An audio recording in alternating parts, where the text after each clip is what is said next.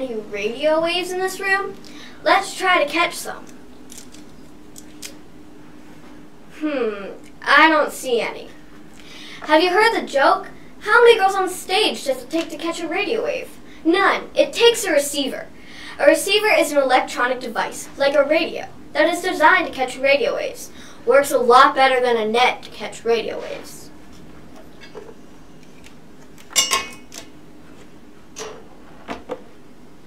You're using radio waves anytime you listen to the radio or many times when watching TV.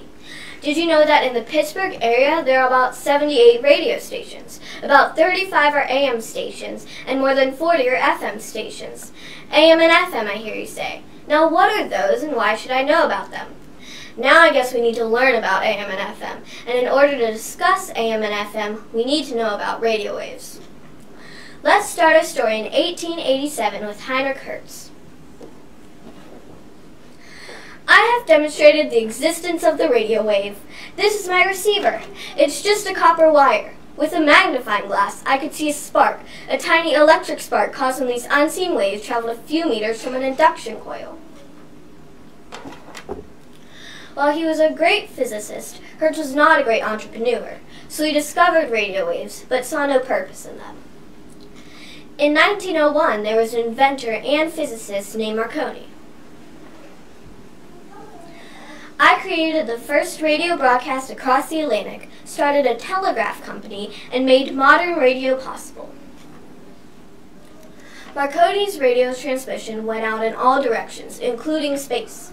Within 9 years, it passed the star Sirius. Sirius XM, anyone? It has already passed over 1,000 stars, and it is still traveling today. Did you know that on November 2nd, 1920, Westinghouse's KDKA began the first regular radio broadcast to the public?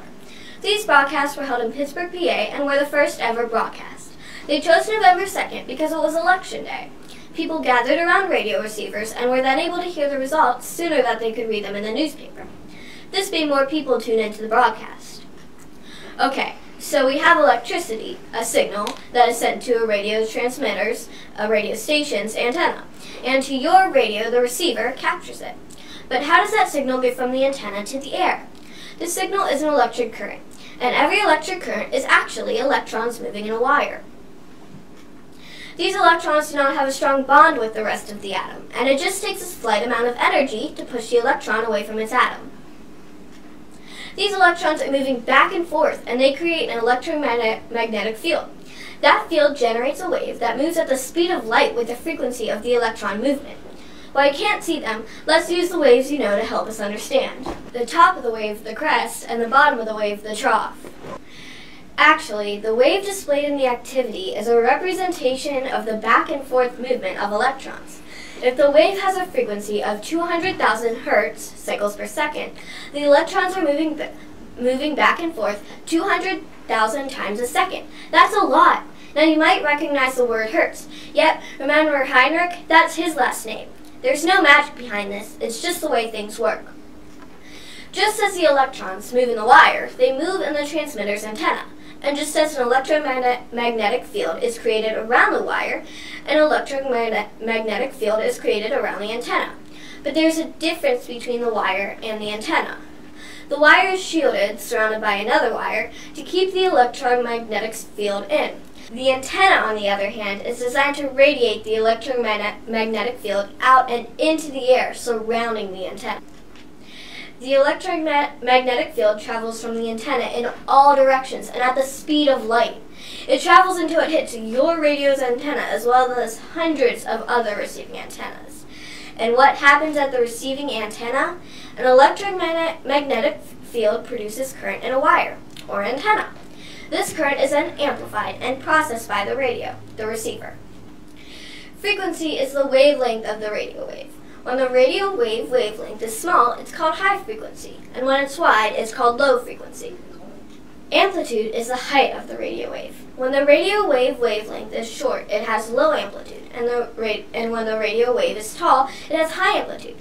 Now that we know all about frequency and amplitude, we can start learning about AM and FM radios. FM radio works the same way that AM radio works. The difference is in how the carrier wave is altered.